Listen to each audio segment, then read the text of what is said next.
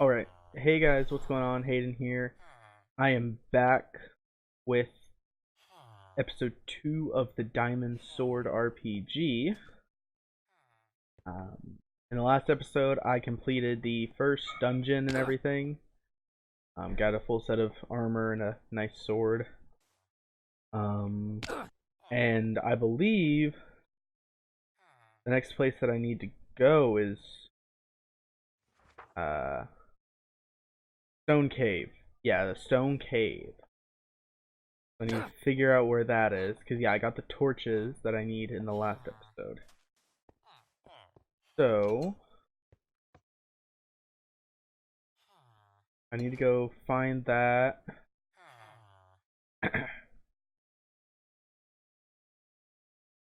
Okay. Yeah, so I need to go find the Stone Cave. And hopefully, from there I'll be able, or from there I'll be able to progress. Is this it? Stone Cave, yes. Okay.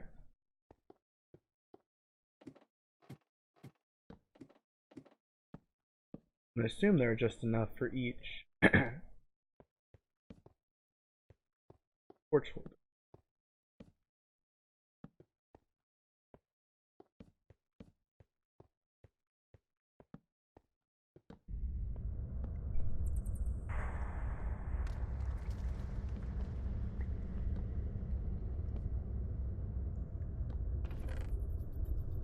You look around a stone bundle.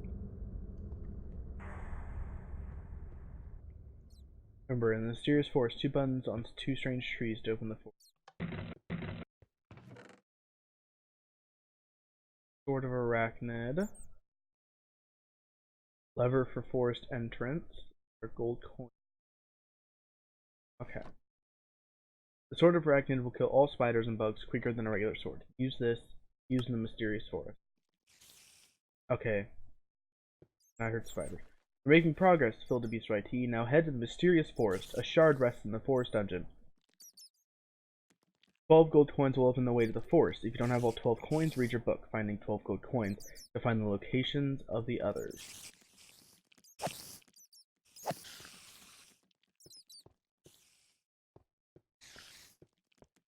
Okay, so the rest of this episode, there was only like one bit of lore that you really needed to hear before the end, so I'm just gonna kind of time lapse it, then I'll play the bit of lore, and then I will finish out the little bit of the video that's remaining, just so that you'll have a general idea of what's going on in the timeline. So enjoy this time lapse of me finding the final gold coins that I need.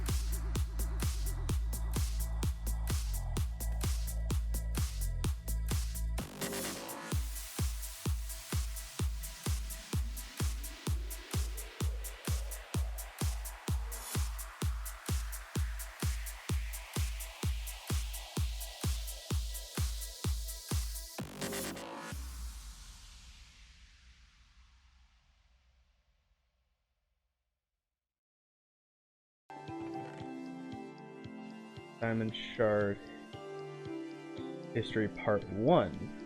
Get ready for some lore? A long time ago, say 530 years ago, there was a wizard called Akamal the Spellcaster. Not only was he a wizard, but little be known to most, he was also the most skillful wizard any of his masters had ever taught.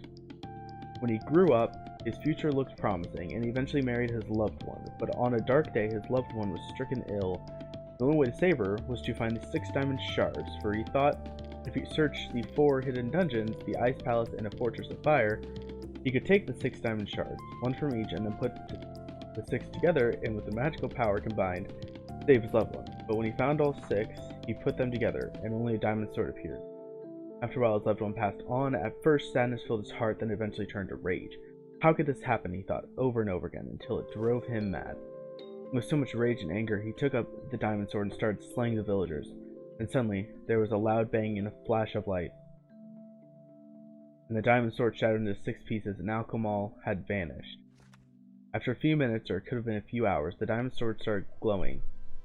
And then they lay still. Eventually, the 6 diamond shards were placed in a secret chamber in Greentown Library to keep them safe. Remember, or read Diamond Shards History Part 2 to continue.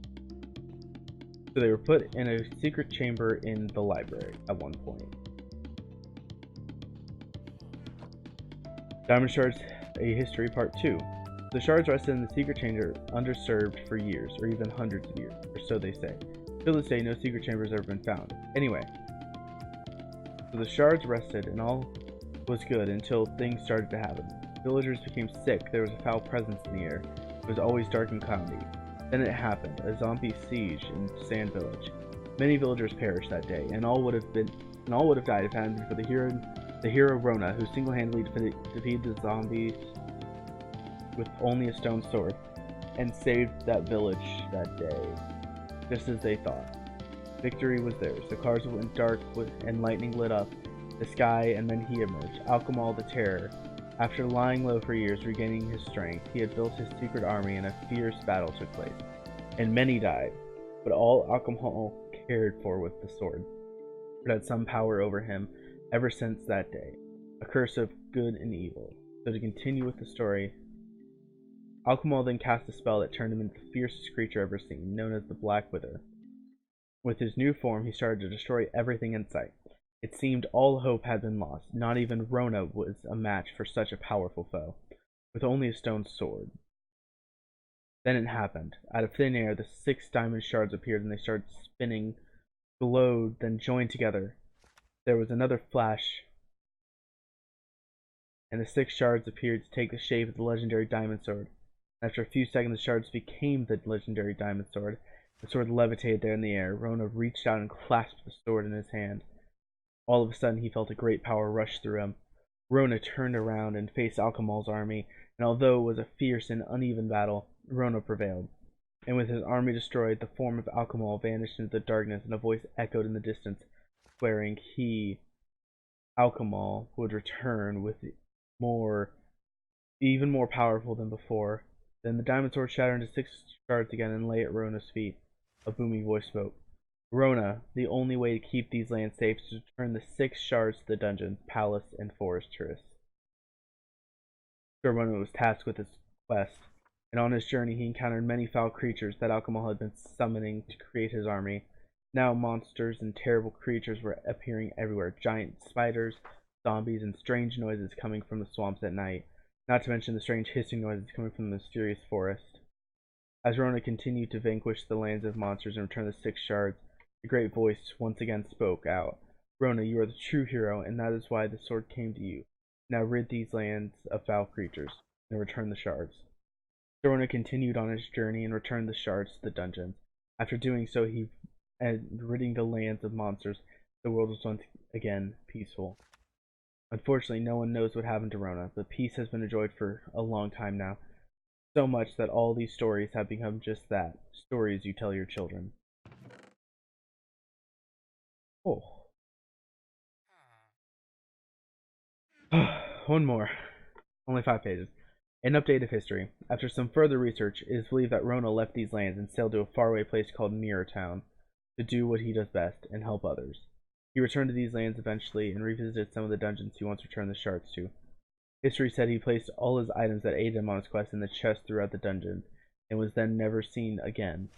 There is a grave for Rona in memory of all he had done, in the haunted graveyard near the swamps, and it is said his spirit is sometimes seen around the swamps. Whatever the rumor, it is believed Rona returned the items to the dungeons in case the land turned into darkness again, like so many years ago.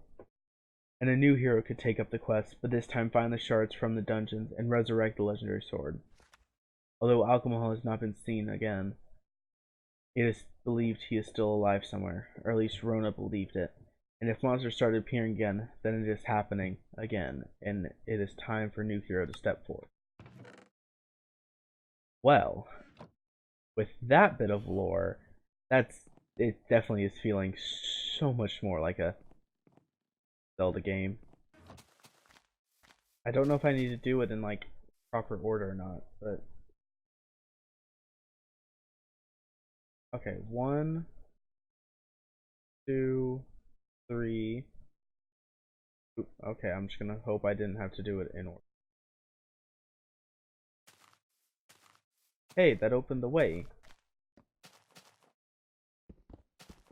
I'm gonna try hard all these cobwebs real quick.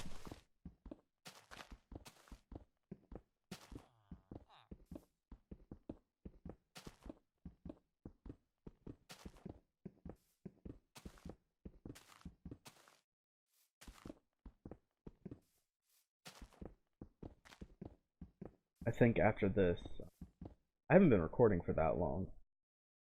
Yeah, oh, I've been going for 40 minutes. Huh, apparently I did a lot more searching than I thought I did. Yeah, no, so probably after this, I mean, this is gonna be a pretty boring episode, so I'll probably just have to, I'll probably montage half of that. I get to do a bunch of time lapses. Yay! But I need like spoopy music. I don't know, I feel like this is leaning towards like the creepy side of an adventure like this. I don't know if it's supposed to be, but I feel like there's a lot of creepy things that are that are happening. But no, yeah, this really does feel, it really does play like a Zelda game. They need to make a Zelda game like this, or like, I'm trying to think, like, they need to make a PC Zelda game, first-person PC Zelda game. Mysterious Forest, chest key 1. That just freaked me out. Okay. So.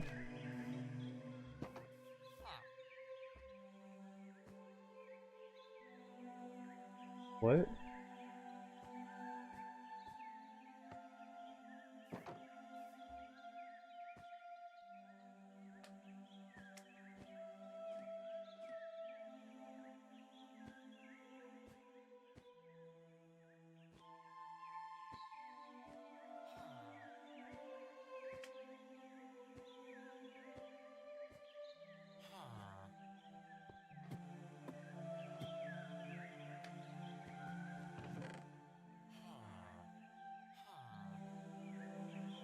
Another fake sword. I'm too far. Oh yeah, okay.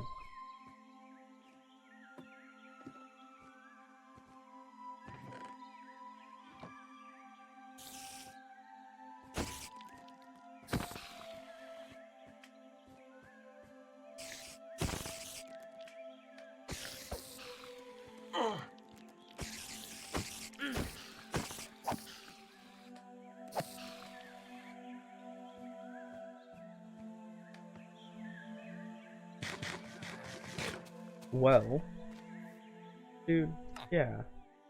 He's the dude who will buy back my bottles. Okay, with that, I think I'm going to end that episode here, and the next episode will probably be exploring the mysterious dungeon further, and also probably defeating the dungeon that's over there, if I have time for that in the next episode. But, for now, that is it. Thank y'all for watching. Go check out Ryan's channel down in the description. He is doing some revamping or I think, I don't know. I'm actually not gonna say that. You know what? I'm not gonna plug him. You wanna know why? Because he doesn't love me. Okay? I'm like, hey Ryan, I'm doing this map that's technically supposed to be one player, but it says it's 2-player compatible. He's like, no. No, I actually wanted to do this one. So, but yeah. Thank y'all for watching. If you enjoyed, like, comment, subscribe, hit that notification bell. Check out my Twitch and my Instagram in the description. I always post whenever a new video goes up on my Instagram, or whenever I'm streaming on Twitch, I toss it onto my story on Instagram. So let me actually make sure I actually posted when the first episode of this uploaded, so I can actually claim that.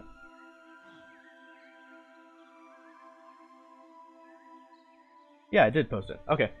Yeah. Thank y'all for watching. Have a good day. Have good life. Goodbye.